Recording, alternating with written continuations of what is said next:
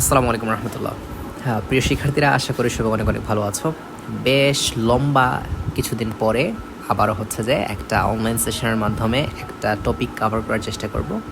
সাধারণত অনেক ব্যস্ততার জন্য হচ্ছে যে নিয়মিত ক্লাস রেকর্ড করা সম্ভব হয় না। তো যাই হোক, আজকে হচ্ছে যে আমরা এইচএসসি 28 অর্থাৎ হচ্ছে এসএসসি 26 যারা এসএসসি পরীক্ষা দিয়েছে এবং জানি এর মধ্যে অনেকেই হয়তো বা পড়ালেখা শুরু করে দিয়েছো, তো তাদের জন্য হচ্ছে আজকে আমরা একটা টপিক পড়ব, সেটা হচ্ছে DNA replication. DNA replication, DNA transcription, DNA translation, এই তিনটা টপিক এইচএসসি এর জন্য, ইভেন বড় হওয়ার আরও অন্য বড় যে ক্লাসেগুলোতে যাবো তোমরা, এই বেসিকটা খুবই ইম্পর্ট্যান্ট। তো এই জন্য হচ্ছে আজকের এই ভিডিওতে আমরা এটা আলোচনা করার চেষ্টা করব। তো প্রথমেই ডিএনএ রেপ্লিকেশন বুঝতে হলে আমাদেরকে বুঝতে হবে হোয়াট ইজ ডিএনএ।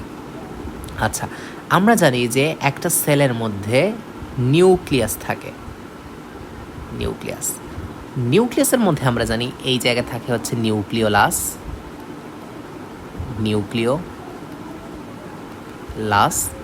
আর এই নিউক্লিওলাসের মধ্যে থাকে ক্রোমাটিন তন্তু।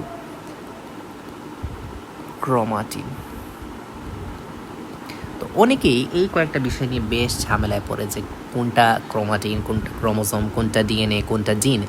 তো এই জন্য হচ্ছে আমি প্রথমে এই কনসেপ্টটাকে ক্লিয়ার করে দেব। মূলত আমাদের ডিএনএ, সবাই জানো ডিএনএ হচ্ছে কি, ডিএনএ আমাদের একটা ডাবল হেলিক্স মডেলের, তোমরা ক্লাস 9-10 পড়ে এসেছো। ডিএনএর একটা স্পেসিফিক অংশ, চিন্তা করে নিলাম আমি হচ্ছে এই অংশটা, এই স্পেসিফিক অংশকে বলা হয় জিন। এই স্পেসিফিক অংশ অর্থাৎ এই জায়গার মধ্যে হয়তো বা তোমার চুলের কালার অথবা হচ্ছে চোখের কালার, এইগুলা নিয়ন্ত্রণকারী কোনো একটা কোড আছে, যেই কোডটাকে ডিকোড করে আমরা পরে হচ্ছে যে বোঝার চেষ্টা করব যে কি হচ্ছে না হচ্ছে। তাহলে ডিএনএর একটা, এই যে একটা স্মল অংশ, দেখো ডিএনএ অনেক বড়, এদিকে অনেক লম্বা প্রসারিত আছে, কিন্তু এই স্মল অংশটাকে বলতেছি আমরা জিন। আচ্ছা, একটু ক্লিয়ার হইল। এখন আমি যদি বলতে যাই, এই ডিএনএটা একটা স্পেশাল টাইপ অফ প্রোটিন, এই প্রোটিনকে বলা হচ্ছে হিস্টোন প্রোটিন। এই ডিএনএ যখন হিস্টোন প্রোটিনের সাথে পাক খাইতে খাইতে সে একটা স্ট্রাকচার গঠন করে, ওই স্ট্রাকচারটাকে আমরা বলি ক্রোমাটিন। এইটা হচ্ছে আমরা যখন সেল রেস্টিং স্টেজে আছে, অর্থাৎ সেল যখন ডিভিশন হচ্ছে না, সেল যখন বিভাজন হচ্ছে না, তখন এই ক্রোমাটিনটা আমরা দেখতে পারি। ক্রোমাটিন যখন সেল ডিভিশন শুরু হয়, অর্থাৎ সেল বিভাজন শুরু হয়, তখন নিজেদের মধ্যে আবার পাক খাইতে শুরু করে, এবং পাক খাইতে এক সময় এইরকম একটা স্ট্রাকচার গঠন করে। এই স্ট্রাকচারটাকে তোমরা জানো, সেটার নাম কি? এটা হচ্ছে ক্রোমোজোম। তো যাদের আশা করি এই টপিক নিয়ে, what is chromatin, chromosome, DNA, জিন, এইগুলা নিয়ে যাদের কনফিউশন তৈরি হয়, তাদের আশা করি এইখান থেকে তোমরা আসলে বুঝতে পেরেছো যে আসলে যাহাই ডিএনএ তাহাই জিন, মানে ডিএনএর মধ্যে থাকে জিন, আবার ডিএনএটাই পেজ খেয়ে তৈরি করে ক্রোমাটিন আরও পেজ খেয়ে তৈরি করে ক্রোমোজোম। এইটুকু যদি ক্লিয়ার হয়, তাহলে হচ্ছে আমরা এবার রেপ্লিকেশন প্রসেসটার মধ্যে যাইতে পারি। তো রেপ্লিকেশন প্রসেসটা বোঝার জন্য আমাদের, তাহলে আমি চিন্তা করলাম হচ্ছে এই আমাদের একটা ডিএনএ ডাবল হেলিক্স। হ্যাঁ, ডাবল হেলিক্সটাকে আমি একটু লম্বা করেই আঁকালাম, হেলিক্স না দিয়ে হচ্ছে লম্বা করে আঁকালাম। তো চিন্তা করলাম এই হচ্ছে একটা নিউক্লিওটাইড, যদিও নিউক্লিওটাইডটা বেশি বড় হয়ে গেছে, মনে করি একটা নিউক্লিওটাইড। তো এই নিউক্লিওটাইডগুলো আমরা ক্রমান্বয়ে আঁকতে শুরু করলাম। আচ্ছা, এখানেও আমরা দিলাম হচ্ছে এরকম নিউক্লিওটাইডগুলো। তো ডিএনএর বা এটা একটু বেশি কি হয়ে যাচ্ছে, ম্যাসি হয়ে যাচ্ছে, একটু ছোটো করে দিই।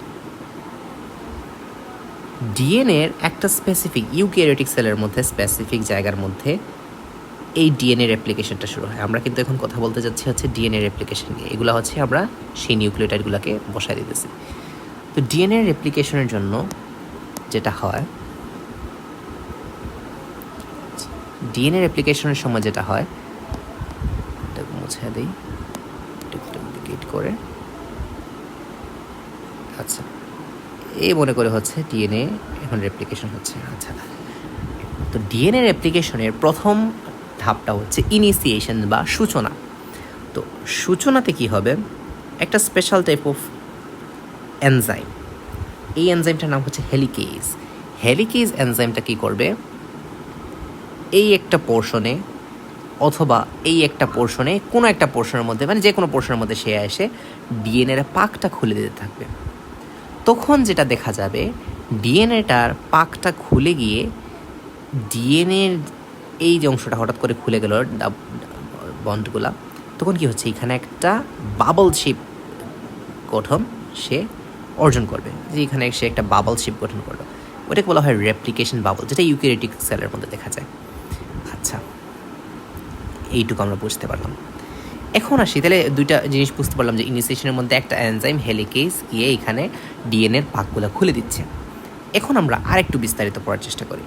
মনে করো সেই ডিএনএর বেসগুলো এরকম ছিল আগে, তো হেলিকেজ এনজাইমটা গিয়ে কী করবে,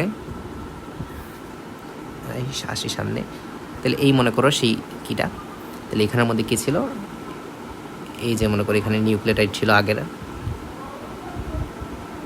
আমরা জানি অ্যাডেনিন, গুয়ানিন, থায়ামিন, সাইটোসিন, এইভাবে নিউক্লিওটাইডগুলো থাকে। তো একটা এনজাইম যার নাম হচ্ছে হেলিকেজ, এই হেলিকেজ এনজাইমগুলা এই যে অ্যাডেনিন, গুয়ানিন, থায়ামিন, সাইটোসিন তাদের মধ্যে থাকা যে হাইড্রোজেন বন্ধন, এখানের মধ্যে থাকে হচ্ছে অ্যাডেনিন এবং থায়ামিন, গুয়ানিন এবং সাইটোসিন। গুয়ানিন এবং সাইটোসিনের মধ্যে এটা যদি সি ধরে, এটা যদি গুয়ানিন হয় তখন সেখানে 3টা হাইড্রোজেন বন্ধন, অ্যাডেনিন এবং থায়ামিনের মধ্যে 2টা হাইড্রোজেন বন্ধন। তো এই যে হাইড্রোজেন বন্ধনগুলোকে, এই হাইড্রোজেন বন্ধনগুলোকে ভেঙে দেওয়া হচ্ছে কে, হেলিকেজ এনজাইম, হেলিকেজ। তাইলে হেলিকেজ এনজাইম গিয়ে এই সূত্রগুলোকে ভেঙে দিতে শুরু করলো। যে জায়গাতে এই জিনিসটা সূচনা হইল, অর্থাৎ এই পোর্শনটাকে বলা হয় ওরি অঞ্চল, ওরি অঞ্চল, ওরি অঞ্চল। আচ্ছা, তাহলে কি হচ্ছে, আমরা ডিএনএ প্রথমে বুঝলাম, ডিএনএ বুঝার পরে আমরা এখন ডিএনএ রেপ্লিকেশন প্রসেসের মধ্যে ঢুকলাম। ডিএনএ রেপ্লিকেশন প্রসেসের মধ্যে একটা স্পেশাল এনজাইম যার নাম হচ্ছে হেলিকেজ, সেই হেলিকেজ এনজাইম এসে ডিএনএ ডাবল হেলিক্স যে কাঠামোটা আছে সেই কাঠামোটাকে ভেঙে দিতে শুরু করছে এবং সেখানে থাকা হাইড্রোজেন বন্ধনগুলোকে ভেঙে দিতে শুরু করলো। আচ্ছা, এখন আসি, চিন্তা করো এই হচ্ছে আমার সেই ডিএনএ, হ্যাঁ, এইখানে মনে করো সেই হেলিকেজ এনজাইমটা এসে ভাঙতেছে। তুমি একটা সুতাকে যদি আমি ভাঙতে শুরু করো, মনে করো এইখানে মনে করো হেলিকেজ এনজাইমটা ভেঙে শুরু করছো, হ্যাঁ, ওইগুলো তো বসে এরকম তৈরি হয়, হ্যাঁ। তো দেখা যাবে যখনই সে এদিক দিয়ে ফোর্স অ্যাপ্লাই করতেছে, হেলিকেজ তো এদিক দিয়ে ফোর্স অ্যাপ্লাই করতেছে, তখন দেখা যাবে এই অংশের যে পোর্শনটা, অর্থাৎ হেলিকেজ, এই যে হেলিকেজ তো সামনের দিকে আগাচ্ছে, হেলিকেজের সামনের দিকের যে ডিএনএগুলো আছে সেই ডিএনএগুলোর মধ্যে সুপার কোয়েলিং শুরু হয়ে যাবে। অর্থাৎ সে যেহেতু এদিকে ধাক্কা দিচ্ছে, এগুলা কী হচ্ছে, ধাক্কি করলে দেখা যায় একটা ম্যাচ তৈরি হয়, এখানে গিয়ে একজন আরেকজনকে ধাক্কা দিতেছে। তো এই জন্য দেখা যায় যে এর পরবর্তী অংশগুলোর মধ্যে কী শুরু হবে, সুপার কয়েলিং শুরু হবে। কীতে শুরু হবে, সুপার কয়েলিং। এখন যদি সুপার কয়েলিং তৈরি হয়ে যায়, একটাই তুমি তোমার এয়ারফোনের কথা চিন্তা করো, অনেক সময় এয়ারফোনে কী হয়, অনেক বেশি পেচ খেয়ে যায়, তুমি নিজেই বিরক্ত হয়ে যাও, পরে মনে করো এটা ফেলে দিই, এটা ইউজ করার দরকার নেই, মানে এটা পেচ খুলতে গিয়ে তোমার বিরক্ত লেগে যায়। ঠিক তেমনি এখন যদি ডিএনএর এই পোর্শনগুলোর মধ্যে সুপার কয়েলিং হয়ে যায়, তাইলে কি হেলিকেজ আর কাজ করতে চাইবে না, সে আর কাজ করতে চাইবে না। যাতে এই যে অংশটা সুপার কয়েলিং না হয়, মানে এই যে এইদিকে সে একটা ধাক্কা খাচ্ছে, ধাক্কা খেয়ে এইদিকে যাতে এরকম আবার পেচ না খেয়ে যায়, সুপার কয়েলিং যাতে না হয়ে যায়, সেই জন্য একটা এনজাইম কাজ করে যার নাম হচ্ছে টোপো আইসোমারেস। কি নাম, টোপো আইসোমারেস, টোপো আইসোমারেস। তাহলে আমরা দুইটা এনজাইমের কথা পাইলাম, একটা হচ্ছে হেলিকেজ, টোপো আইসোমারেস। তাহলে টোপো আইসোমারেস কী করতেছে, ওই যে সুপার কয়েলিংটাকে প্রিভেন্ট করতেছে এবং প্রিভেন্ট করার মাধ্যমে সে কী করতেছে, এইটাকে আরও স্মুথ রাখতেছে। আচ্ছা, বুঝতে পারলাম, গুড। তাহলে হেলিকেজ এবং টোপো আইসোমারেসের কাজটা বুঝতে পারলাম। এরপরে যে একটা স্পেশাল টাইপের প্রোটিন, এখন ডিএনএ প্যাচ যখন খুলে গেছে, ডিএনএ তো পেঁচানো ছিল, একটা রাবার ব্যান্ডকে তুমি যখন পেঁচাও, বা রাবার ব্যান্ড অনেক সময় তো পেঁচানো থাকে, দেখবা যে রাবার ব্যান্ডটা সোজা করে রাখলে ওইটা একটা টেন্ডেন্সি থাকে, ইলাস্টিসিটি, ওইটা হচ্ছে আবার আগের পজিশনে আবার পেঁচ খেয়ে যাওয়ার একটা টেন্ডেন্সি থাকে। তো সেই যাতে আবার পেঁচ না খেয়ে যায়, সেই জন্য একটা স্পেশাল টাইপ অফ প্রোটিন যার নাম হচ্ছে single strength binding protein, SSBP, নাম হচ্ছে SSBP, single strand binding protein. এগুলা ডিএনএকে পুনরায় পাক খাইতে দেয় না, অর্থাৎ ডিএনএর সেই পাক খাওয়াটাকে বন্ধ করে রাখে। তাহলে মোটামুটি আমরা হচ্ছে বুঝতে পারতেছি যে অ্যাকচুয়ালি কী হচ্ছে এখানের মধ্যে। হেলিকেজ নামক এনজাইম কী করলো, হেলিকেজ এনজাইমটা হচ্ছে পাকটাকে খুলে দিল। আচ্ছা, আমি যদি এনজাইমগুলোকে একটু আলাদা আলাদা করে মার্ক করে দেওয়ার চেষ্টা করি, গেট ভেরি অ্যানোয়িং। তো আর যাই হোক,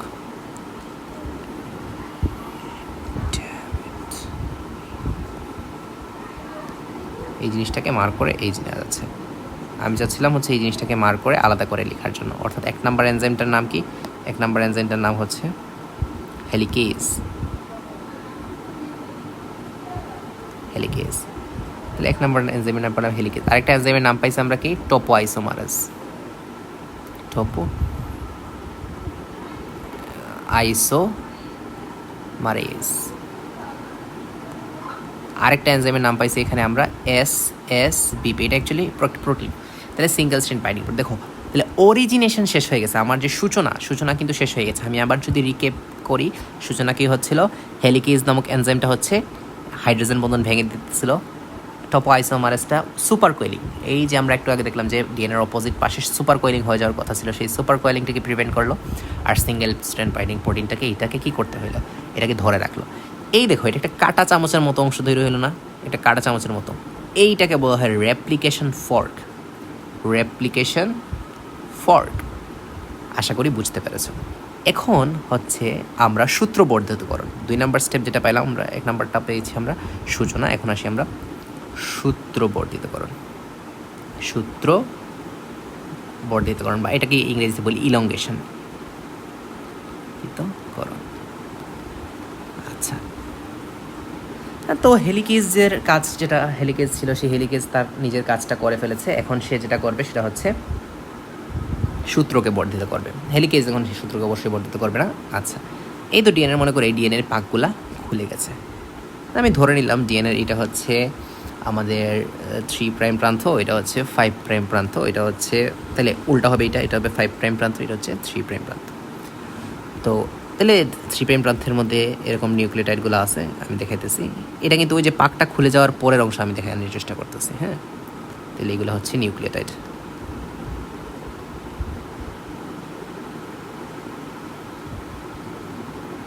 আচ্ছা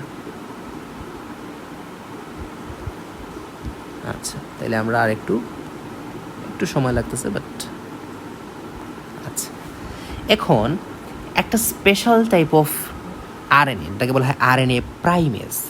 হ্যাঁ, বা আরএনএ প্রাইমেজ যে এনজাইমটা আছে, সেই এনজাইমটা কী করে, কয়েকটা আরএনএ নিউক্লিওটাইডকে কী করলে, আরএনএ প্রাইমেজ সে কী করে, সে কয়েকটা আরএনএ নিউক্লিওটাইডকে সে এনে এইখানে জুড়ে দেওয়ার চেষ্টা করে, এই দিকে সে জুড়ে দেওয়ার চেষ্টা করে। এই যে সে হচ্ছে এইখানে আরএনএ নিউক্লিওটাইডকে সে জুড়ে দেওয়ার চেষ্টা করে। তাহলে দেখা যাবে কি, সে রিড করে, এটা খুবই ইম্পর্ট্যান্ট, সে ছাঁচ আকারে রিড করে 3 প্রাইম থেকে 5 প্রাইমকে, আর সে যুক্ত করতে শুরু করে 5 প্রাইম থেকে 3 প্রাইম প্রান্তে। Very important. কেন ইম্পর্ট্যান্ট? কারণ হচ্ছে সে কী করছে, সে 3 প্রাইম টু 5 প্রাইমে, যেমন এখানে যদি অ্যাডেনিন থাকতো, সে এখানে নিয়ে যাবে কি, থায়ামিন।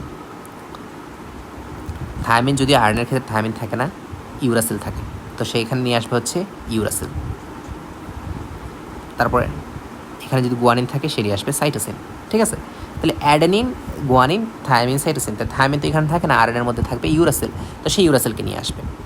এবং দেখো সে ডিএনএ কী করতেছে, ডিএনএ যখন সে স্ট্যান্ডটা ইউজ করতেছে, সে করতেছে 5 প্রাইম থেকে 3 প্রাইম বরাবর। Very important. এখন যেটা হবে, 3 প্রাইম প্রান্তের মধ্যে থাকে একটা OH মলিকিউল। এটা তোমরা জানো, ডিএনএ নিউক্লিওটাইডের স্ট্রাকচার জানলে এটা জানো যে 3 প্রাইমে থাকে একটা OH প্রান্ত। যখনই আরএনএ প্রাইমার এই 3টা মনে করো নিউক্লিওটাইড সে যুক্ত করে দিয়েছে, তখন সে চলে যায়, তখন সেখানে আসে ডিএনএ পলিমারেজ 3।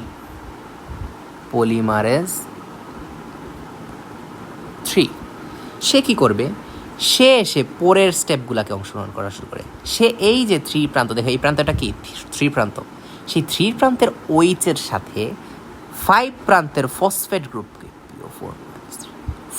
গ্রুপকে যুক্ত করে দিয়ে এখন সে তার সূত্র বর্ধিতকরণ শুরু করে। তখন এই 3 প্রাইমের OH গ্রুপের সাথে সে 5 প্রাইমের ফসফেট গ্রুপকে অ্যাড করে এখন সে ডিএনএ রেপ্লিকেশন কন্টিনিউ করতে শুরু করে। ঠিক আছে, তাহলে প্রথমে আরএনএ প্রাইমেস কি করলো?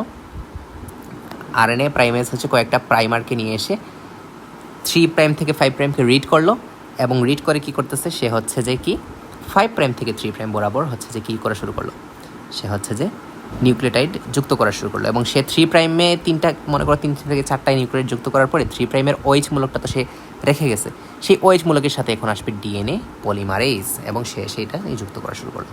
তাহলে দেখা গেল যে এইভাবে এখন যুক্ত হচ্ছে ডিএনএ নিউক্লিওটাইডগুলো। এই একটু সুন্দর করে দিই। আচ্ছা, তাহলে এইভাবে নিউক্লিওটাইডগুলো যুক্ত হচ্ছে। আচ্ছা গুড। এখন আসি এর অপোজিট প্রান্তে। দেখো এই ক্ষেত্রে দেখো একদম নিরবিচ্ছিন্নভাবে এখানে যুক্ত হচ্ছে, মানে নিউক্লিওটাইডগুলো একটার পর একটা যুক্ত হয়ে যাচ্ছে। এই জন্য এই যে স্ট্রেন্থটা তৈরি হবে সেটাকে বলা হয় লিডিং স্ট্রেন্থ।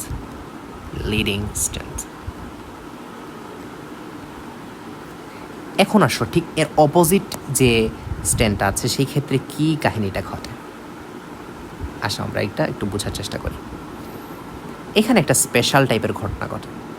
দেখো আমি একটু আগে বলেছি যে আরএনএ প্রাইমার সে হচ্ছে রিড করে 3 প্রাইম থেকে 5 প্রাইম বরাবর, আর সে নিউক্লিওটাইড যুক্ত করে 5 প্রাইম থেকে 3 প্রাইম বরাবর। তাহলে দেখো, তাহলে তুমি বুঝতে পারতেছো যে সে এই দিক দিয়ে রিড করা শুরু করতে পারবে না, সে এবার রিড করা শুরু করবে এই দিক থেকে, অর্থাৎ 3 প্রাইম থেকে শুরু করবে। আচ্ছা, ভেরি গুড। এখন সে কি করবে, সে হচ্ছে যে এই দিক বরাবর 3টা নিউক্লিওটাইড যুক্ত করে দিল। মনে করো এখানে সে একটা অ্যাডেনিন, মনে করো ইউরাসিল গুয়ানিনসের অ্যাডেনিন ছিল, এখানে সে হচ্ছে থাইমিনের জায়গায় ইউরাসিল নিয়ে আসলো, এখানে ছিল গুয়ানিন, সে নিয়ে আসলো সাইটোসিন। হ্যাঁ, তো হচ্ছে তারপরে কি হচ্ছে, সে এখানে মনে করো নিয়ে আসলো আবার সাইটোসিন, এখানে সে গুয়ানিন। আচ্ছা গুড। তাহলে এখানে আরএনএ প্রাইমার ঠিক কাজ করলো। এখন দেখো তাহলে সে চলে যাওয়ার পরে এখানে তার কী আছে, এটা হচ্ছে তার 5 প্রাইম প্রান্ত, এটা হচ্ছে তার 3 প্রাইম প্রান্ত। তাহলে সেম 3 প্রাইমের OH গ্রুপের সাথে এখন আসবে কে, ডিএনএ পলিমারেজ। তাহলে ডিএনএ পলিমারেজটা এখন এসে 3 প্রাইমের ফসফেটের সাথে তার 5 প্রাইমটাকে অ্যাড করে দিয়ে এইদিকে হচ্ছে সূত্রটা যুক্ত করা শুরু করলো। রাইট, এটা তো আমরা বুঝতে পারলাম। আচ্ছা, এখন আসো ইন্টারেস্টিং ব্যাপার যেটা ঘটে।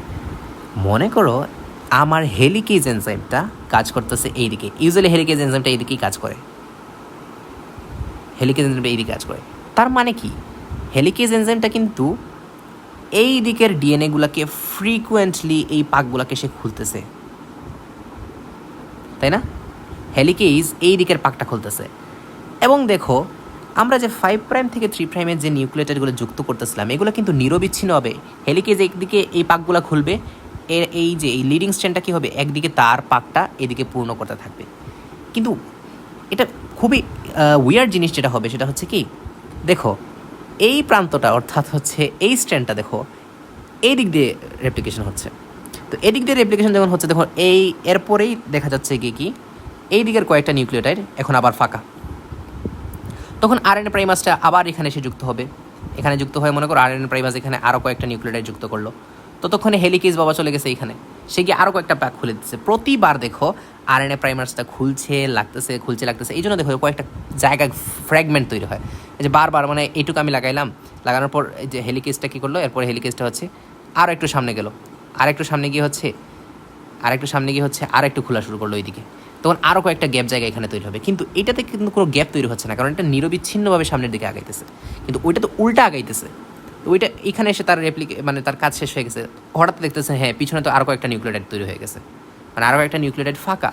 তো সে আবার পিছনে যায়, আবার পিছনে গিয়ে আবার এগুলাকে জোড়া দেয়, আবার দেখে যে হ্যাঁ আবার তো হেলিকেজ আরও কয়েকটা গ্যাপ খুলে দিচ্ছে। তো এই জিনিসটা হওয়ার জন্য তার মধ্যে কিছু ফ্র্যাগমেন্ট তৈরি হয়, ওগুলোকে বলা হয় ওকাজাকি ফ্র্যাগমেন্ট। একটু আগে আমরা দেখার চেষ্টা করি। এই যে এইখানে চিন্তা করো, এই যে চিন্তা করো, তাহলে এখানে তৈরি হচ্ছে। দেখো এরা তো এই জায়গার মধ্যে তাহলে কয়েকটা ফ্র্যাগমেন্ট নতুন করে খুলে দিছে আসলে হেলিকেজ এইগুলাকে প্যাকগুলো। কিন্তু এইখানের যে পাকগুলো এগুলো তো একদিকে হেলিকেজ খুলতেছে আর আরেকদিকে হচ্ছে যে এই যে ডিএনএ পলিমারেজটা তার হচ্ছে এইদিকে নিরবিচ্ছিন্নভাবে যুক্ত করে দিতেছে। তো তো যেহেতু এই প্রান্তটা অর্থাৎ এই অপোজিটটাতে কি হচ্ছে, এই অপোজিটটাতে হচ্ছে যে কি,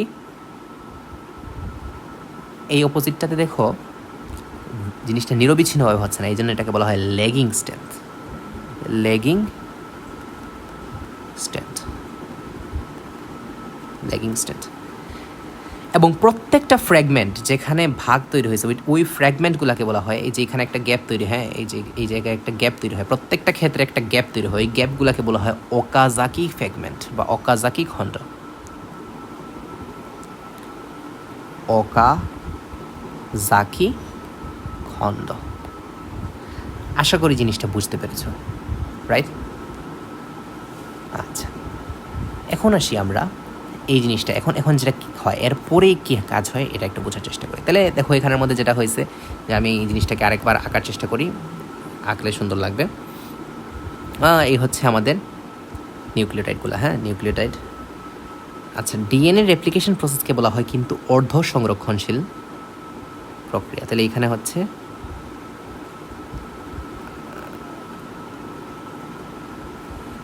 একটু আগের কথা রিকেপ করি, প্রথম তিনটা কিন্তু ছিল হচ্ছে আরএনএ মলিকুল, হ্যাঁ। তাহলে আরএনএ প্রাইমার এসে এগুলোকে আরএনএ যুক্ত করতেছিল, কিন্তু ডিএনএর মধ্যে তো আরএনএকে আসলে মানায় না। আমি ডিএনএ রেপ্লিকেশন করতেছি, বাট এখন আমি এখানে আরএনএ নিউক্লিওটাইড নিয়ে আসলাম, জিনিসটা অসামঞ্জস্য লাগতেছে না? জিনিসটা অবশ্যই অসামঞ্জস্য লাগতেছে। তাহলে এখন আসবে একটা স্পেশাল টাইপের এনজাইম, এটার নাম হচ্ছে ডিএনএ পলিমারেজ 1। সে কি করবে, সে এখানে এসে আরএনএ প্রাইমার অর্থাৎ আরএনএ প্রাইমারগুলোকে ডিলিট করে দিবে। কি করবে সে? আরএনএ প্রাইমারগুলোকে ডিলিট করে দিবে। ডিলিট করে সেখানে সে ডিএনএ নিউক্লিওটাইড দিয়ে পূর্ণ করে দিবে। অর্থাৎ সে আরএনএগুলোকে ডিলিট করে ডিএনএ নিউক্লিওটাইড দিয়ে এই জায়গাটাকে রিপ্লেস করে দিবে। কারণ ডিএনএ তো অ্যাকচুয়ালি ডিএনএ দিয়েই তৈরি করতে হবে, এবং সেই কাজটা করে হচ্ছে কি, ডিএনএ পলিমারেজ 1। তাহলে ডিএনএ পলিমারেজ 3 করতেছিল, কী করে এখন এটা করতেছে ডিএনএ পলিমারেজ 1। ডিএনএ পলিমারেজ 3 করতেছে ইলঙ্গেশন করতেছিল, আর এটা করতেছে ডিএনএ পলিমারেজ 1। তাহলে আসো অপোজিট সাইডে কি হয়।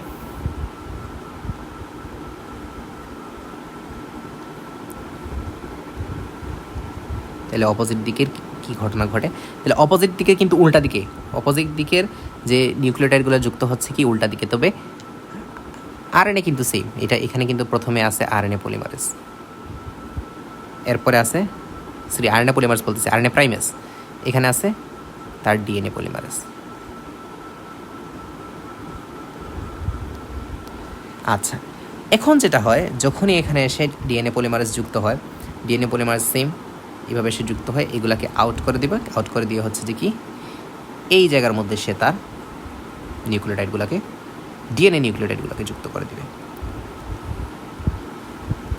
এবং যেটা হবে সেটা হচ্ছে কি, এই কয়েকটা জায়গার মধ্যে কিছু ফ্র্যাগমেন্ট তৈরি হবে। এই কয়েকটা জায়গার মধ্যে কিছু ফ্র্যাগমেন্ট বা ভাঙা জায়গা whatever it you can say, এই জায়গার মধ্যে এটা তৈরি হবে। এবং এইটা এই যে একটা খণ্ড বা ভাঙা জায়গা তৈরি হয়েছে, এই ভাঙা জায়গাকে জুড়ে দিবে হচ্ছে একটা স্পেশাল টাইপ অফ এনজাইম, তার নাম হচ্ছে লাইগেজ। কী নাম তার নাম? লাইগেজ। লাইগেজ গিয়ে এই ভাঙা জায়গাগুলোকে আবার ফুলফিল করে দিবে। তাহলে আরেকটা এনজাইম যার নাম পাইলাম হচ্ছে লাইগেজ, আবার ডিএনএ লাইগেজ। তাহলে দেখো কি হচ্ছিল, ডিএনএ পলিমারেজ 1টা কী করতেছিল, ডিএনএ পলিমারেজ 1টা হচ্ছে এই জায়গার মধ্যে গিয়ে আরএনএ প্রাইমারগুলোকে সরাই দিতেছে। আরএনএ প্রাইমারগুলোকে সরাই দেওয়ার পরে হচ্ছে কি, সে হচ্ছে এখানে ডিএনএ দিয়ে রিপ্লেস করে দিতেছে। যেহেতু ডিএনএর মধ্যে আরএনএ জিনিসটা মানাচ্ছে না, তো সে হচ্ছে ডিএনএকে এখন হচ্ছে এটাকে গিয়ে অপসারণ করে আরেকটাকে নিয়ে যুক্ত করে দিতেছে। এবং তারপরে হচ্ছে সেম কি যে কাজটা করলো সে অপোজিট সাইডে, অর্থাৎ এটা তো আমরা বলতেছিলাম হচ্ছে 3', এটা 3' দিয়েছিলাম না? হ্যাঁ, 3' থেকে 5', আর এদিকে দিছি আমি 5' টু 3'। তাহলে এদিকে হচ্ছে 5' টু 3', এটা হচ্ছে 5' টু 3'। তো সেদিকে হচ্ছে সে এখন সিনথেসিস করা শুরু করতেছে। তারপর এখানে একটা ফ্র্যাগমেন্ট পাইলাম, সেই ফ্র্যাগমেন্টটাকে জুড়ে দিল হচ্ছে লাইগ্যাস। শেষ। এরপরে যেটা হবে ফাইনালি সেখানে হবে প্রুফ রিডিং। প্রুফ রিডিং করবে কি? প্রুফ রিডিং দুইটা এনজাইমে করতে পারে, সেটা হচ্ছে ডিএনএ পলিমারেজ 1ও করতে পারে, পিডিএনএ পলিমারেজ 1 লিখি। Proof reading, what is proof reading? DNA polymerase 1ও করতে পারবে, ডিএনএ পলিমারেজ 3ও করতে পারবে। তো প্রুফ রিডিংয়ের ক্ষেত্রে কী হবে? সে গিয়ে দেখবে আচ্ছা আমার এখানে কি কোনো ঝামেলা আছে কি না। যদি ঝামেলা থাকে তো সে হচ্ছে সেই জিনিসটাকে রিপ্লেস করে ঝামেলাটা ঠিক করে দেবে। মনে করো এখানে ছিল কি, এখানে হচ্ছে অ্যাডেনিন, হ্যাঁ একটা কালার দিই, অ্যাডেনিনের পরিবর্তে এখানে কি থায়ামিন আসবে, গুয়ানিন, এখানে আসবে সাইটোসিন। হ্যাঁ, হঠাৎ করে সে দেখলো না এখানে তো সাইটোসিন না, এখানে তো চলে আসছে হচ্ছে থায়ামিন। সো বলবে ন, এখন এটা ঠিক না, এটাকে সরাই দিই। তো সে সেখানে সরাই দিয়ে সেই জায়গার মধ্যে নিয়ে আসবে সাইটোসিন এবং ত্রিবন্ধন নিয়ে আসবে। তো এই জিনিসটা হচ্ছে সে করবে, এবং এই জিনিসটা করার মাধ্যমে সে করবে প্রুফ রিডিং। তো প্রুফ রিডিংয়ের মাধ্যমে আমরা দেখা যাবে কি মিউটেশনটা বা জেনেটিক চেঞ্জেসটা খুব সামান্য বা হবেই না, বা সেই জেনেটিক কিটার করার জন্য সে হচ্ছে এই জিনিসটা করবে। তাহলে প্রুফ রিডিংয়ের জন্য ডিএনএ পলিমারেজ 1, ডিএনএ পলিমারেজ 3 দুইটাই ভূমিকা পালন করে। এখন আসি ফাইনালি, তাহলে আমরা একটু আগে যেটা পড়তেছিলাম যে রেপ্লিকেশন বাবল, এই যে ডিএনএ রেপ্লিকেশন মনে করো এখন হচ্ছে আমরা পড়বো হচ্ছে সমাপ্তি। সে কখন সমাপ্তি হয়? আমরা এতক্ষণ ধরে পড়তেছিলাম হচ্ছে এই যে এদিকে মনে করো এদিকে হচ্ছে কাজ করতেছে হেলিকেজ, এইদিকে কাজ করতেছিল হচ্ছে হেলিকেজ। তাহলে হেলিকেজ আস্তে আস্তে আস্তে আস্তে এই নিউক্লিওটাইডগুলোকে ভাঙতে থাকবে, আবার এদিক দিয়ে নতুন করে নিউক্লিওটাইড মনে করো এখানে মনে করো নতুন নিউক্লিওটাইডগুলো জোড়া শুরু হয়েছে। তো হেলিকেজ আবার এই হেলিকেজটা এদিকে ভাঙতে শুরু করবে। এক সময় দেখা যাবে যে এই অংশটা ভেঙে একসময় হেলিকেজ দুইটা এক পাশে চলে আসছে, রাইট? হেলিকেজ যখন দেখা যাবে কি হয়েছে, হেলিকেজগুলো এই দিকে মনে করে একটা গেছে, এই দিকে চলে আসছে একটা, দুইটা হেলিকেজ এখন এক পাশে চলে আসছে। তখন তো আর রেপ্লিকেশন অ্যাকচুয়ালি করার কিছুই নাই। দুইটা হেলিকেজ মনে করো এখানে আসার পর দুইটা হেলিকেজ এসে একসাথে মিলে যাওয়ার পরে তখন হচ্ছে আর রেপ্লিকেশন করার মতো আর জিনিস কিছু বাকি রাখে নাই, রেপ্লিকেশন শেষ। তখন কি আর সে নতুন করে কি কোনো রেপ্লিকেশন করবে? এরকম দুইটা স্ট্রাকচার মনে করে এখানে রেপ্লিকেশন করতে গেছে, তখন সেখানে গিয়ে রেপ্লিকেশন এন্ড হয়ে যাবে, শেষ হয়ে যাবে। রেপ্লিকেশন সেখানে গিয়ে সেই বিন্দুতে যাওয়ার পর রেপ্লিকেশন শেষ হয়ে যাবে। এবং তারপরে আমরা যে জিনিসটা পাবো, আচ্ছা এখানে একটা স্ট্র্যান্ডকে আমরা মাতৃ স্ট্র্যান্ড হিসেবে দেখাই, আরেকটা স্ট্র্যান্ডকে আমরা হচ্ছে, আচ্ছা তাহলে দেখো এই জায়গার মধ্যে আমরা কি পাচ্ছি, দেখো একটা স্ট্র্যান্ড বা একটা সাইড ডিএনএর একটা সাইড দেখো হুবহু মাতৃ ডিএনএর মতো, অর্থাৎ এক সাইডই তো ভাঙছে হুবহু মাতৃ ডিএনএর মতো, আর আরেকটা সাইড দেখো নতুন ডিএনএ তৈরি হয়েছে, নতুন ডিএনএ থেকে তৈরি হয়েছে আরেকটা সাইড। তাহলে একটা সাইড মাতৃ ডিএনএ থেকে আসছে, আরেকটা সাইড হচ্ছে নতুন ডিএনএ, হুবহু নতুন ডিএনএ। অর্থাৎ আমি যদি ডিএনএটাকে এখন আঁকাই নতুন করে, তাহলে যেটা হবে সেটা হচ্ছে এই হচ্ছে একটা সাইড যেটা মাতৃ ডিএনএ থেকে আসছে, এই হচ্ছে আরেকটা সাইড যেটা নতুন করে তৈরি হয়েছে। এই কারণে অর্থাৎ এই যে এক সাইড হচ্ছে মাতৃ ডিএনএ থেকে আসলো, আরেক সাইড হচ্ছে নতুন করে সিনথেসিস হইল, এই জন্য এইটাকে বলা হয় অর্ধ সংরক্ষণশীল প্রক্রিয়া। তাহলে আমাদের আরও কয়েকটা প্রক্রিয়া আছে, এর মধ্যে হচ্ছে বিচ্ছুরণশীল, সংরক্ষণশীল এবং অর্ধ সংরক্ষণ। এই যে ডিএনএ রেপ্লিকেশনটা যেহেতু এক সাইড আসছে হুবহু মাতৃগুণ সম্পন্ন, এই জন্য এটাকে আমরা বলতেছি অর্ধ সংরক্ষণ, মানে এক সাইড সংরক্ষিত হয়েছে, অর্ধ সংরক্ষণশীল প্রক্রিয়া। তাহলে ডিএনএ রেপ্লিকেশন প্রক্রিয়াটা হচ্ছে একটা অর্ধ সংরক্ষণশীল প্রক্রিয়া, এবং এর মাধ্যমেই আমরা হচ্ছে একটা নতুন ডিএনএ পাই। তাহলে একটা ডিএনএ থেকে আরেকটা নতুন ডিএনএ পাই। ডিএনএ রেপ্লিকেশন করে লাভ কী হলো? আমরা জানি যে সেল ডিভিশন করে কি হয়, সেল ডিভিশন করে একটা সেল থেকে তৈরি হয় নতুন দুইটা সেল। তাহলে নতুন দুইটা সেল ডিভিশন করলে তাহলে ডেফিনেটলি সেলের ভিতরে আছে কি ক্রোমোজোম মানে হচ্ছে ডিএনএ মানে হচ্ছে আরেকটা, প্রথমে আমরা এক্সপ্লেন করেছি। তাহলে যেহেতু সেল ডিভিশন হচ্ছে তাহলে অবশ্যই ক্রোমোজোমেরও ডিভিশন হতে হবে। ক্রোমোজোম ডিভিশন হচ্ছে মানে কি, এর মানে ডিএনএগুলোকেও ভাগ করতে হবে। তাহলে ডিএনএ ভাগ করবো কীভাবে? এই যে ডিএনএ রেপ্লিকেশন প্রসেসের মাধ্যমে। আশা করি এই জিনিসটা বুঝতে পেরেছো। আমি আবার একদম রিক্যাপ করে দিই। প্রথমে তাহলে ডিএনএ রেপ্লিকেশন কই থেকে স্টার্ট হইলো? হেলিকেজ নামক এনজাইম সে করতেছে কি ডিএনএর নিউক্লিওটাইডগুলোকে খুলে দেওয়া শুরু করলো। তারপর দেখলাম যে ডিএনএ অপোজিট সাইডে যেদিকে হচ্ছে হেলিকেজ তার হচ্ছে কীগুলোকে খুলবে, দেখলাম অপোজিট সাইডে সুপার কোয়েলিং হয়ে যাওয়ার কথা, ধাক্কা খাচ্ছে, যেহেতু ধাক্কাধাক্কি শুরু হয়ে গেছে ওইদিকে। তো সেই সুপার কোয়েলিংটাকে প্রিভেন্ট করতেছে হচ্ছে টপো আইসোমারেজ। সে হচ্ছে সেই পেজগুলোকে কম পেঁচায় রাখলো, সে হচ্ছে সেই পেজগুলোকে আস্তে আস্তে খুলে দিল এরকম, যাতে হেলিকেজ আরও সুন্দরভাবে কাজ করতে পারে। আবার এই ডিএনএ অংশটা হচ্ছে যেহেতু সে খুলছে, তার একটা টেন্ডেন্সি আছে আবার সে আগের জায়গায় চলে আসার জন্য। সেই টেন্ডেন্সিগুলোকে প্রিভেন্ট করতেছে হচ্ছে এই যে single strength binding protein SSBP যাদেরকে বলা হচ্ছে তারা। আর এদিকে হেলিকেজ তো তার নিউক্লিওটাইডগুলোকে অর্থাৎ হাইড্রোজেন বন্ধনগুলোকে ভাঙতে শুরু করলো। এরপরে আমরা দেখলাম সূত্রবর্ধিতকরণ। সূত্রবর্ধিতকরণের ক্ষেত্রে আমরা দেখলাম হচ্ছে প্রথমে আরএনএ প্রাইমারে সে যুক্ত হইলো। কে যুক্ত করলো? RNA primase. সে হচ্ছে আরএনএ প্রাইমারগুলোকে সে যুক্ত করলো এবং সেখানে 3 প্রাইম থেকে হচ্ছে আমরা দেখলাম যে ডিএনএ পলিমারেজ সে তার ডিএনএ নিউক্লিওটাইডগুলোকে যুক্ত করতে শুরু করলো। সে 5 প্রাইমে গিয়ে হচ্ছে 3 প্রাইমের ওইচের সাথে তার 5 প্রাইমের ফসফেট যুক্ত করে 5 প্রাইম থেকে 3 প্রাইম বরাবর নিরবিচ্ছিন্নভাবে নিউক্লিওটাইডগুলো যুক্ত করতে থাকলো। এই জন্য এটাকে বলতেছিলাম আমরা লিডিং স্ট্রেংথ। এবং ঠিক অপোজিট সাইডে এটার উল্টা ঘটনা ঘটলো, যেহেতু অপোজিট সাইডটা হচ্ছে 5 থেকে 3 প্রাইম, তো সে এখন নিউক্লিওটাইডগুলোকে সিনথেসিস করবে উল্টা দিকে, কিন্তু হেলিকেজ তো কাজ করতেছে সামনের দিকে। দেখা যাবে সে একদিকে নিউক্লিওটাইড যুক্ত করতেছে, অন্যদিকে হেলিকেজ আবার খুলতেছে। ওই জন্য কয়েকটা স্থানের মধ্যে কিছু ফ্র্যাগমেন্ট তৈরি হবে, সেই ফ্র্যাগমেন্টগুলোকে বলা হয় ওকাজাকি ফ্র্যাগমেন্ট বা ওকাজাকি খণ্ড। এই জন্য এই স্ট্রেংথটাকে বলা হচ্ছে ল্যাগিং স্ট্রেংথ। আচ্ছা, এরপরে হচ্ছে কি, সেখানে আমরা গেলাম হচ্ছে দেখলাম যে ডিএনএ পলিমারেজ 1 এসে কী করতেছে আরএনএ প্রাইমেজকে সরাই দিয়ে, অর্থাৎ আরএনএ নিউক্লিওটাইড যেগুলো ছিল সেগুলোকে অপসারণ করে সে তার ডিএনএ নিউক্লিওটাইড দিয়ে সেই জায়গাকে রিপ্লেস করে দিল। এবং সে আরেকটা কাজ করে যে সে প্রুফ রিডিং করে, অর্থাৎ তার কাজে কি কোনো ভুল টুল হয়েছে নাকি সে জিনিসটা দেখলো।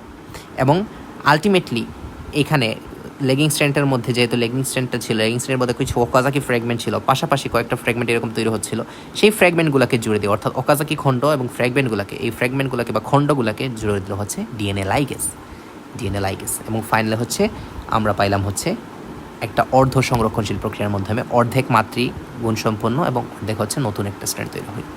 এই প্রসেসের মাধ্যমে আমাদের ডিএনএ রেপ্লিকেশনটা শেষ হয়। তাহলে এই ডিএনএ রেপ্লিকেশনটা তোমরা ইন্টারে ওঠার পরে প্রথমেই পড়বা, এবং যারা একটু আগ্রহী পড়ালেখার প্রতি তারা যাতে আগে থেকে এই ডিএনএ অ্যাপ্লিকেশন নিয়ে একটু ধারণা পাইতে পারো, সেই জন্য হচ্ছে আজকের এই ভিডিওটা তৈরি করা। আশা করি তোমরা ভিডিওটা দেখে বেশ ভালো নলেজ অর্জন করতে পারবা। ধন্যবাদ সবাইকে। আসসালামু আলাইকুম।